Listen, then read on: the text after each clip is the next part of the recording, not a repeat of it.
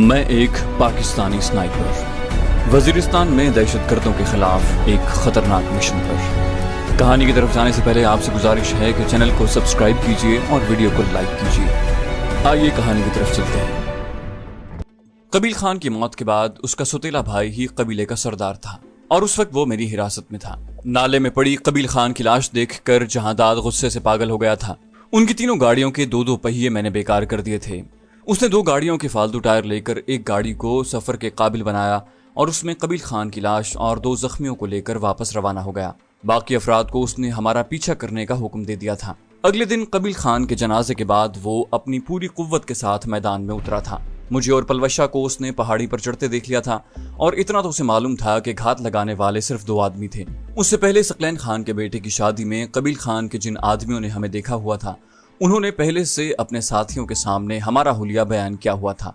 इस तरह 2 + 2 4 करके उनके सामने हम दोनों बतौर कबील खान के कातिल जाहिर हो गए थे। रास्ते में जिन आदमियों ने हमें उस तरफ आते देखा था, उनसे उन्हें हमारे जाने की समत मालूम हो गई थी।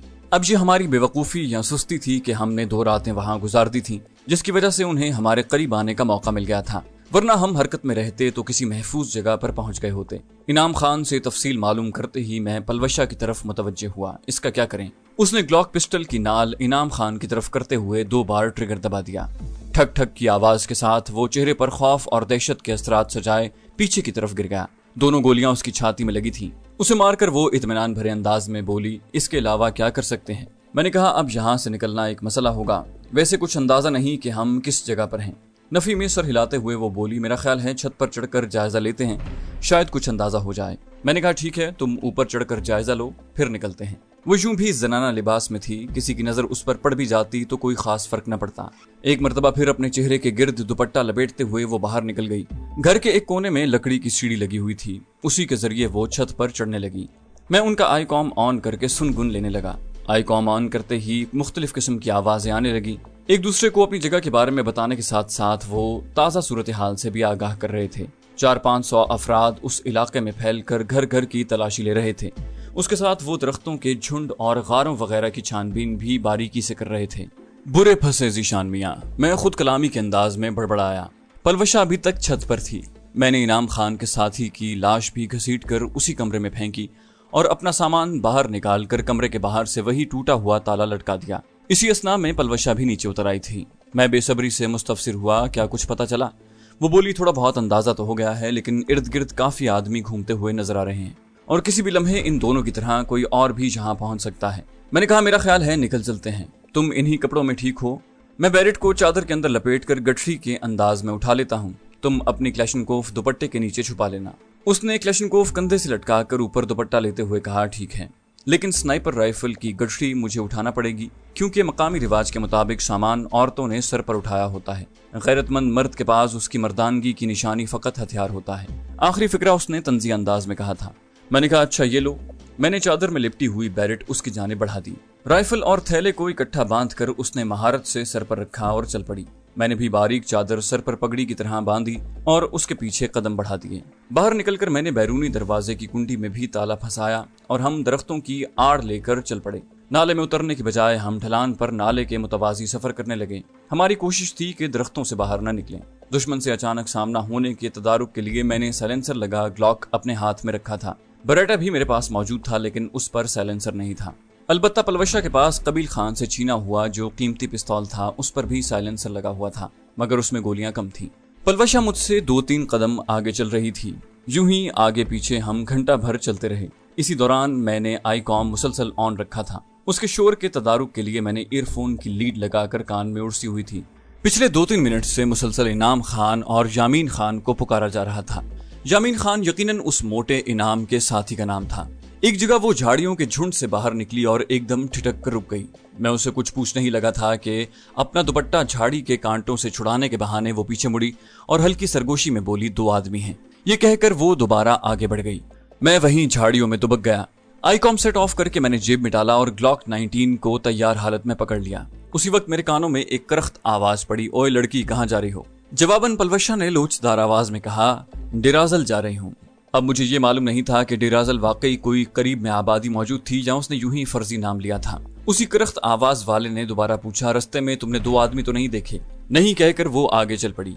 मैंने एहतियात से झाड़ी की ओट से झांका। वो इत्मीनान से आगे बढ़ती जा रही थी जबकि 2 मुसल्ला आदमी उससे चंद कदम के फासले पर खड़े उसे घूर रहे थे। पलवशा के झाड़ियों में रुपोश होते ही एक मर्तबा फिर वो आगे बढ़े और दाएं बाएं निगाहें दौड़ाते हुए मुझसे 20-25 कदम के फासले पर से गुजरते चले गए। उनके थोड़े दूर जाते ही मैं उठकर एहतियात से आगे बढ़ गया। मेरी निगाहें अब भी जाने वालों की तरफ निगरान थी। झुके झुके अंदाज में मैंने पलवशा के जाने के रास्ते कदम बढ़ाए। उसी वक्त अचानक झाड़ियों की ओट से एक क्लैशनकोफ परदार आदमी बरामद हुआ। हम दोनों अचानक आमने सामने हो गए थे और फिर मैं उससे ज्यादा फुर्तीला साबित हुआ। उसके कुछ कहने या हथियार सीधा करने से पहले मेरे हाथ में मौजूद ग्लॉक ने चंद ग्राम सीसा उगल दिया। माथे में पेवस्त होने वाली गोली चीखने का मौका नहीं दिया करती। वो उन्हीं झाड़ियों में उल्टा होकर गिर गया। वो शायद रफ़ा हाजत वगैरह के लिए अपने साथियों से पीछे रह गया था। उसी वक्त थोड़े फासले से वही करख्त आवाज सुनाई दी, करम खान कहाँ मर गए हो? मगर करम खान गरीब ऐसी जगह पहुंच गया था जहां वो आवाज सुन भी लेता तो जवाब नहीं दे सकता था। मैं चलने की बजाय भागता हुआ पलवशा के पीछे रवाना हुआ, लेकिन 2-3 कदम लेते ही मुझे एहसास हुआ कि करम खान की लाश मिलते ही उसके साथियों ने इस इलाके को घेरे में ले लेना है। इसकी बजाय अगर मैं उन दोनों को भी हलाक कर देता तो लाजिमन फिलफौर होने वाले ताकुब से जान छुड़ा सकता था, क्योंकि जब तक उन तीनों की लाशें दरियाफ्त न होती किसी को हमारा ख्याल नहीं आ सकता था। ये सोचते ही मैं फौरन उन दोनों के जाने की समत दौड़ पड़ा। वो 100-200 गज से दूर नहीं गए थे। झुके झुके अंदाज में पंजों के बल दौड़ता हुआ मैं उस तरफ बढ़ा। उनमें से एक ने फिर मकतूल करम खान को पुकारा और मुझे उनकी जगह के बारे में अंदाजा लगाने में आसानी हो गई। दरख्तों और झाड़ियों के झुंड मुझे छुपकर उनके करीब जाने में मदद दे रहे थे। वो अपने साथी के इंतजार में 2 हमवार पत्थरों पर बैठ गए थे। अलबत्ता उनका रुख पीछे की तरफ ही था। अपने हथियार उन्होंने गोद में रख लिए थे। मैं एकदम झाड़ियों की ओट से बाहर निकला। उनमें से एक उस वक्त बोतल से मुंह लगाकर पानी पी रहा था। दूसरे को भी हैरत का झटका लगा, मगर उसके संभलने से पहले ग्लॉक की गोली अपना काम कर चुकी थी। ठक की आवाज आई और अपने साथी के नीचे गिरकर एड़ियां रगड़ने की आवाज सुनकर दूसरे ने बोतल होंठों से हटाई और इससे पहले कि सूरत हाल उसे वाजे होती, ग्लॉक की गोली उसे तमाम दुनियावी परेशानियों से दूर ले गई। उनके करीब जाकर मैंने बारी बारी दोनों को टांगों से पकड़कर झाड़ियों में फेंका ताकि उन्हें आसानी से तलाश न किया जा सके, और वो वापस मुड़कर दौड़ पड़ा। करम खान नामी आदमी कुदरती तौर पर झाड़ियों में गिरा। पलवशा के जाने की समत मुझे मालूम थी। मैं उसी तरफ आगे बढ़ता गया। मुझे ज्यादा दूर नहीं जाना पड़ा था। थोड़ी दूर ही मुझे वो तशवीशनाक हालत में खड़ी नजर आई। बड़े बड़े खतरों में मैंने उसके चेहरे पर परेशानी नहीं देखी थी, लेकिन उस वक्त वो काफी परेशान नजर आ रही थी। मुझ पर नजर पड़ते ही उसकी परेशानी बरहमी में तब्दील हो गई। कहाँ रह गए थे?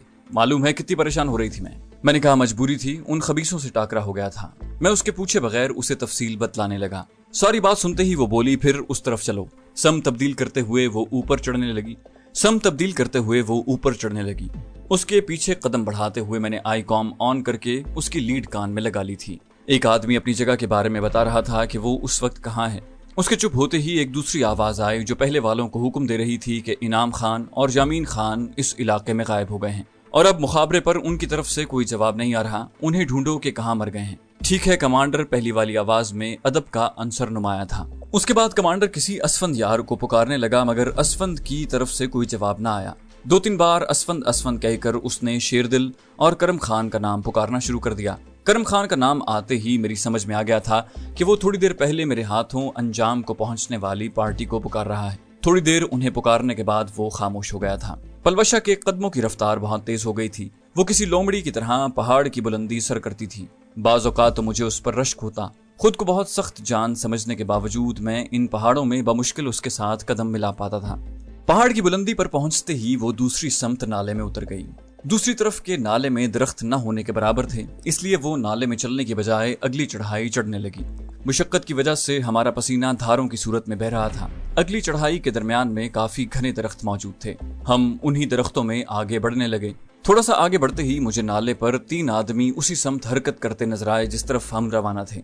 मैंने पलवशा को उस तरफ मुतवज्जे किया। कहकर वो रुक गई थी। ऊपर चढ़ते हैं। वो चूंकि इस इलाके को मुझसे ज्यादा जानती थी, इसलिए मैंने मशवरा देने पर इत्तेफाक किया। अस्बात में सर हिलाते हुए उसने ऊपर की जानिब कदम बढ़ा दिए। अचानक आई कॉम में मुझे एक आदमी की घबराई हुई आवाज आई। वो इनाम खान और जामीन खान की लाशें मिलने के बारे में कमांडर को बताते हुए ये वजाहत कर रहा था कि दोनों मरे हुए हैं और ज्यादा देर नहीं हुई। सारी बात सुनते ही कमांडर मुख्तलिफ पार्टियों को उस इलाके को घेरने का हुक्म देने लगा। नीचे नाले में सफर करने वाले दोनों आदमी भी मुझे पीछे मुड़कर तेजी से वापस हरकत करते नजर आए। मैंने पलवशा को सूरत हाल से आगाह किया। फिलहाल वो पीछे ही मुतवज्जे रहेंगे। हम जितना जल्दी हो सके यहाँ से निकल जाएं उतना ही बेहतर है। बुलंदी पर पहुंचकर हम दूसरी जानिब उतर गए। वजीरिस्तान में 4 सू पहाड़ ही पहाड़ हैं और हर पहाड़ से कई नाले निकलकर मुख्तलिफ समतों में बहते हैं। नाले बिल्कुल हाथ की लकीरों की तरह फैले हुए हैं। खुश्क और बहते नालों की बहुतात के अलावा वहाँ दरख्त भी बहुत ज्यादा हैं, इसलिए किसी छुपने वाले को तलाश करना इतना आसान नहीं होता।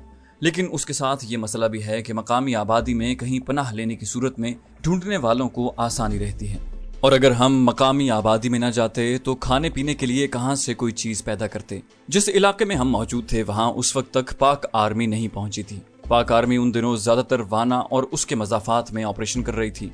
कुछ आगे की पहाड़ी बुलंदियों पर भी पाक आर्मी ने अपनी पोस्टें बना ली थी, मगर वहां तक आने जाने के लिए बगैर QRF क्विक रिएक्शन फोर्स के हरकत नहीं की जाती थी। वहां तक जाने वाले आर्मी के काफिलों पर भी दहशतगर्द चारों तरफ से हमले करते थे। दूसरी जानिब उतरने से पहले पलवशा ने यह कहकर जनाना घाघरा और दुपट्टा फेंक दिया कि दोहरे लिबास की वजह से उसे सख्त गर्मी लग रही है। मैंने बैरेट का थैला जबरदस्ती उससे लेकर अपनी पीठ पर पहन लिया। मेरे पास कबील खान के आदमियों से छीनी हुई क्लैशनकोफ थी, जबकि उसने अपनी क्लैशनकोफ उठाई हुई थी। स्नाइपर राइफल से चलते फिरते फायर करना मुश्किल होता है। क्लैशनकोफ असॉल्ट राइफल है, इससे ब्रस्ट और सिंगल राउंड फायर किए जा सकते हैं। इस वजह से हरकत में रहते हुए उसका इस्तेमाल बेहतरीन रहता है। गो हमारे पास बरेटा और ग्लॉक जैसे बेहतरीन पिस्तौल भी मौजूद थे, लेकिन पिस्तौल हमेशा करीब की लड़ाई में अच्छे रहते हैं और कारकर्दगी में क्लैशनकोफ पिस्तौल से कहीं बेहतर होती है। ये और बात कि एक ग्लॉक पिस्तौल की कीमत से कई क्लैशनकोफें खरीदी जा सकती हैं। नीचे उतरते हुए एकदम हमारे सामने एक शख्स दरख्तों के झुंड से बरामद हुआ। पलवशा ने क्लैशनकोफ सीधी की ही थी कि मैंने चीख कर कहा, ठहरो। वो एकदम रुक गई। दरख्तों के झुंड से बरामद होने वाला आदमी भी हमें देखकर परेशान हो गया था। वो मकामी आदमी था। पलवशा ने उससे उस जगह के बारे में दरियाफ्त किया और उसके जवाब देने पर पूछने लगी, वशलाम गांव यहाँ से कितनी दूर है? वो दूर एक पहाड़ की जानिब इशारा करते हुए बोला, उस पहाड़ की दूसरी जानिब वशलाम है, यहाँ से 10-12 किलोमीटर फासला होगा। मैंने पूछा, यहाँ कोई अजनबी अफराद आपने देखे हैं? वो बोला, हाँ, कुछ लोग हमारे गाँव में आए थे। और वो एक लम्हा रुक कर वो हमसे नजरें चुराते हुए बोला, किसी को तलाश कर रहे थे। एक गहरा सांस लेते हुए पलवशा मेरी जानिब मुतवज्जा हुई। इसका क्या करें? मैं बेचारगी से बोला, एक बेगुनाह आदमी का हम क्या कर सकते हैं? इस मर्तबा उसने उर्दू में कहा, कहीं बांध देते हैं। उसके मुंह से अंग्रेजी और उर्दू बहुत ही प्यारी लगती थी। मेरे होंठों पर खिलती हंसी देखकर वो बुरा मनाते हुए बोली, क्या गलत भूल गई हूँ? मैंने कहा, नहीं, इसे यूं ही छोड़ देते हैं, ये ना हो बंदे बंदे ही पूरा हो जाए। ठीक है। इस बात में सर हिलाते हुए वो उस अजनबी की जानिब मुतवज्जे हुई। तुम्हारे लिए बेहतर तो यही होगा कि किसी को हमारे बारे में ना बताना। दूसरों की दुश्मनी में टांग अड़ाने वाले उमूमन घाटे में रहते हैं। वो फौरन पलवशा से मुत्तफिक हो गया, किसी को नहीं बताऊंगा जी, जाओ। उसे सर के इशारे से जाने का कहकर वो मेरे साथ आगे बढ़ाई। हम एक मर्तबा फिर आगे रवाना हो गए थे। इसी दौरान मुझे आई कौम में एक बंदे की घबराई हुई आवाज सुनाई दी। वो करम खान की लाश मिलने की बाबत कमांडर को बता रहा था। वो जगह उन्होंने हमें तलाश करने के लिए घेरी थी। हम तो उन्हें न मिल सके, अपने साथी की लाश उन्हें मिल गई थी। चंद मिनट बाद उन्हें दूसरी लाश भी मिल गई और फिर तीसरी भी।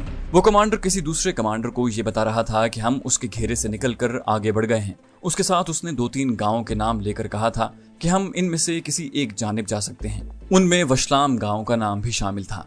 दूसरे कमांडर ने ख्याल जाहिर किया था कि हम या तो वशलाम जाएंगे या फिर अब तक वहीं कहीं छुपे हैं। उसके साथ ही उसने उन तीनों गांवों के मजाफात में अपने लश्करी फैलाने का इंदिया दे दिया। मैंने पलवशा से पूछा, तुमने वशलाम गांव का पता किस लिए मालूम किया था? वो बोली, भूल गए, वशलाम खुशहाल खान महसूद का गांव है। मैंने कहा, तो खुशहाल खान महसूद से हमें क्या लेना देना? उसने तफसील बताते हुए कहा, खुशहाल खान महसूद कबील खान का दोस्त है और उस वक्त हमें उसी के पास पनाह मिल सकती है। याद नहीं, पिछले दिनों काबिल खान नामी आदमी को हमने कबील खान के आदमियों के चुंगल से छुड़ाया था। मैंने कहा, फिर तुम्हें उस अजनबी से वशलाम गांव का पता मालूम नहीं करना चाहिए था। वो बोली, सही का, बस जल्दी में पूछ बैठी। मैंने कहा, वैसे जरूरी तो नहीं कि उस अजनबी से कबील खान के आदमियों की मुलाकात हो जाए। मैंने खुद तसल्ली देने की कोशिश की। पलवशा नफी में सर हिलाते हुए बोली, वो वजीर कौम का आदमी था और कबील खान भी वजीर हैं। ये हो ही नहीं सकता कि वो अपनी कौम के लोगों तक ये मालूमात न पहुंचाए। मैंने अफसोस का इजहार किया। हाँ, तुम्हारी कौम है ना, और तुम अपने लोगों को अच्छी तरह जानती हो। वो बोली, इसीलिए तो कह रही हूँ, मगर आप कुछ ज्यादा ही रहम दिल बन गए थे। मैं बेबसी से बोला, किसी बेगुनाह को मारने पर भी तो दिल राजी नहीं होता। वो शरारती अंदाज में बोली, ये बात उस वक्त तो याद नहीं आई जब मुझे बांध कर पिटाई की थी। मैंने कहा, ये भी मालूम है ना कि बाद में कितना पछताया था। वो बोली, पछताते तो बाद में आपका रवैया ऐसा ना होता। मैंने कहा, ये बताओ कि उसके बाद तुम्हारी किसी बात से इनकार किया? क्या तुम्हें जाने दिया? हालांकि सरदार तुम्हें जाने का कह चुका था। वो बोली, अच्छा बस सब मालूम है। कता कलामी करते हुए उसने जज्बात से लबरेज लहजे में कहा, आपकी एक एक हरकत याद है। आप ना चाहते हुए भी मुझे इतनी अहमियत देते रहे, बज़ाहिर बेजारी जाहिर करते थे और छुप छुप कर मुझे घूरते थे। मैंने कहा, पलवशा याद रखना, अगर तुमने मुझे कभी छोड़ दिया तो इस बार मैं जिंदा नहीं रहूंगा। वो बोली, बकवास ना किया करें यार। नाले में उतरकर हम नशेब ही में चलते हुए उस पहाड़ी की जानिब रवाना हो गए जिसकी दूसरी जानिब वशलाम गांव मौजूद था। 4:30 होने वाले थे।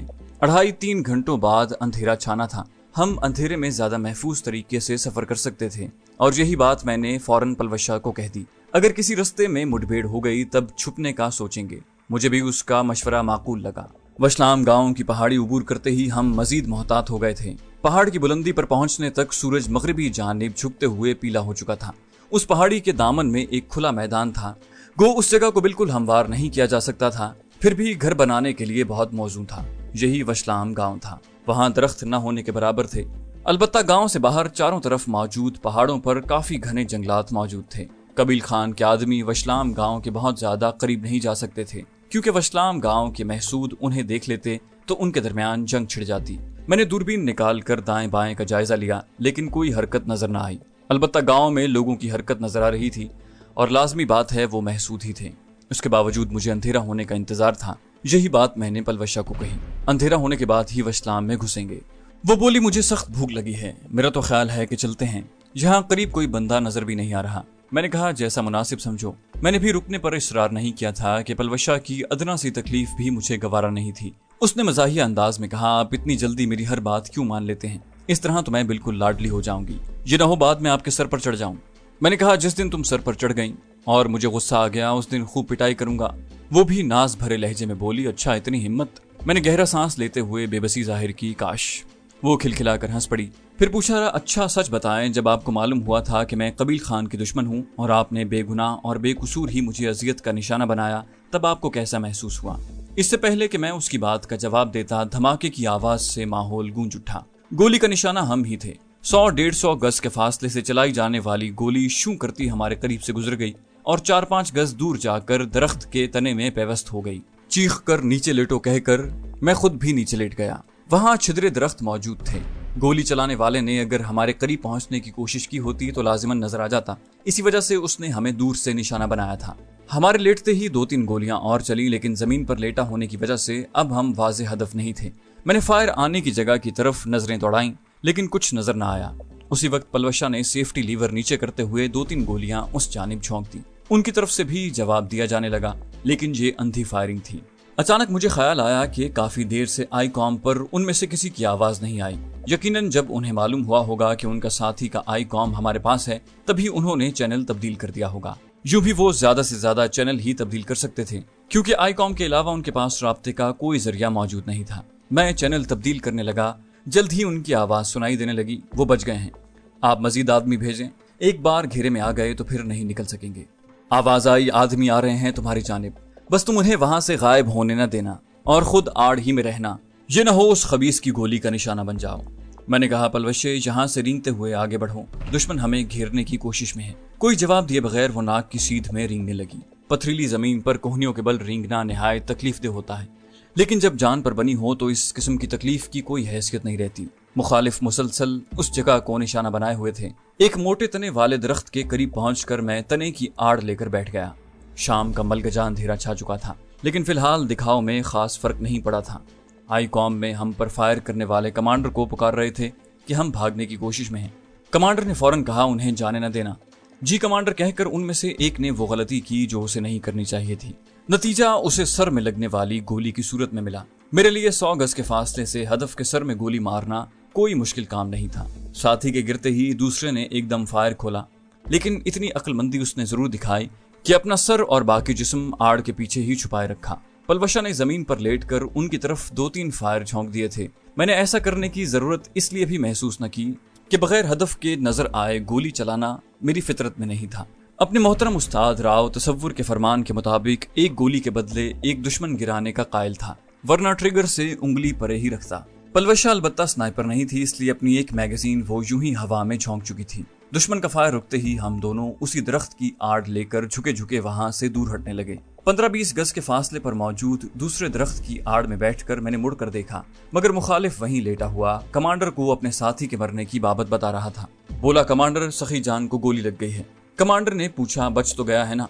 इस मर्तबा उसने झिझक कर जवाब दिया, सर में गोली लगी है। कमांडर की आवाज आई, तुम उल्लू के पट्टों को बताया है कि उस खबीस को मौका न दो, मगर ये बात तुम्हारी समझ में नहीं आती।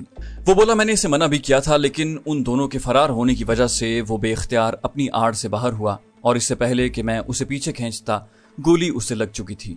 कमांडर बोला, अपने बाकी साथियों के आने तक वहीं टिके रहना, बस उनके जाने की समत को नजर में रखना। वो बोला, दोनों वशलाम की जानिब जा रहे हैं। कमांडर की आवाज आई, ठीक है, कुमक तुम्हारे पास पहुंचने वाली होगी, और अगर वो वशलाम में घुसने में कामयाब हो जाते हैं तो मेरा इंतजार करना, कहीं महसूदों के साथ लड़ाई ना हो जाए। उसने मुअद्दबाना अंदाज में कहा, ठीक है जी। उनकी बातें सुनते हुए हम आगे बढ़ते गए। जो ही दुश्मन और हमारे दरमियान झाड़ियों का झुंड आया, हम उठकर भाग पड़े। हमें तो ये भी मालूम नहीं था कि दुश्मन की मदद किस जानिब से आनी थी। उतराई की वजह से हमारी रफ्तार काफी तेज थी। 15-20 मिनट दौड़ने के बाद हम एकदम दरख्तों की हद से निकलकर खुली जगह पर आए। सामने ही मकानों का सिलसिला शुरू हो गया था। अभी हम पहले मकान के करीब पहुंचे थे कि दीवार के अकब से 4 आदमी हाथों में हथियार लिए बाहर निकले। खबरदार, हाथ ऊपर कर लो, उनमें से एक करख्त आवाज में बोला। मैंने गहरा सांस लेते हुए पलवशा की जानिब देखा। मध्यम पड़ती रोशनी में मुझे उसके चेहरे पर छाए इत्मीनान भरे तासुरात ने चौंका दिया। मुझे कोई जवाब देने की बजाय वो मुसल्ला अफराद को मुखातिब हुई। हम दोस्त हैं और मदद के लिए आए हैं। जिसने हमें ललकारा था उसने कहा, पहले अपना तारुफ करवाओ। वो बोली, हमारा तारुफ सरदार खुशहाल खान का मामूजाद भाई काबिल खान महसूद करवाएगा। इस मर्तबा उसके लहजे में पहली वाली तुंदी गायब थी और बोला, आ जाओ। हम अपने हथियार कंधे से लटका कर उनके करीब हो गए। मुझसे मुसाफा करके उन्होंने पलवशा की जानिब भी मुसाफे का हाथ बढ़ाया। वो बेतकल्लुफी से तमाम से मुसाफा करने लगी। इससे पहले भी बगैर किसी झिझक के मर्दों से मुसाफा किया करती थी, लेकिन नामालूम उस वक्त मुझे उसका यूं मुसाफा करना बहुत ज्यादा बुरा लगा था। पलवशा उनसे मुसाफा करके मेरे करीब होते हुए बोली, आपको बुरा तो नहीं लगा? मैं कोई जवाब दिए बगैर खामोश रहा। मुझे अभी तक उसका मुसाफा हजम नहीं हो रहा था। हालांकि इससे पहले वो मर्दों में नाचती रही थी और लड़के का भेस अपनाने की वजह से वो हर किसी से बेतकल्लुफ होकर मुसाफा भी कर लेती, लेकिन इसके बावजूद मुझे बहुत बुरा महसूस हो रहा था। पलवशा को भी मेरी खामोशी जाहिर हो गई थी। क्या बात है? मेरा हाथ थामते हुए उसने धीमे से पूछा। इस बार भी मैंने कोई जवाब न दिया। वो बोली, राजू, क्या इतना एतबार नहीं है? उसकी आवाज सरगोशी में ढल गई थी। कहते हैं मोहब्बत करने वाले बगैर बताए एक दूसरे के एहसासात जान लेते हैं, और मेरे दिल की बात जानते हुए उसने इस मकूले को सच्चा साबित कर दिया था। बोली, अच्छा, आइंदा किसी से हाथ नहीं मिलाऊंगी। मेजबानों की परवाह किए बगैर उसने मेरा हाथ खींच कर मुझे रोक लिया। हमारे मेजबानों के होंठों पर मुस्कुराहट दौड़ गई। उनमें से एक दबी आवाज में दूसरे साथी से कहने लगा, लड़का होकर लड़कियों की तरह बात कर रहा है। उसकी आवाज मेरे कानों तक पहुंच गई। मैं उसे नजरअंदाज करता हुआ पलवशा को मुखातिब हुआ, पागल न बनो, मैं खफा नहीं हूँ। वो जज्बाती लहजे में बोली, कहा था ना मेरी गलतियों और कोताहियों को माफ कर देना, और खुदारा इस तरह नजरअंदाज न करना। मैंने कहा, पागल ना हो तो, और मैं उसे अपने साथ चलाने लगा। हमारे मेजबान फिर रहनुमाई के लिए आगे बढ़ गए। वो सीधा हमें खुशहाल खान की वसी बैठक में ले गए थे। कबील खान के आदमियों के साथ हमारे फायरिंग के तबादले की वजह से वो उस वक्त बैठक में ही मौजूद था। चंद और अफराद भी बैठक में बैठे हुए थे, जबकि हमें लाने वालों को उन्होंने सूरत हाल मालूम करने के लिए जंगल की तरफ रवाना कर दिया था, जिन्हें हम रास्ते में मिल गए थे, और वो हमारे साथ ही वापस मुड़ आए थे। चैनल को सब्सक्राइब कीजिए और बेल आइकन पर क्लिक कीजिए ताकि आपको तमाम वीडियोस फौरन मिलती रहें।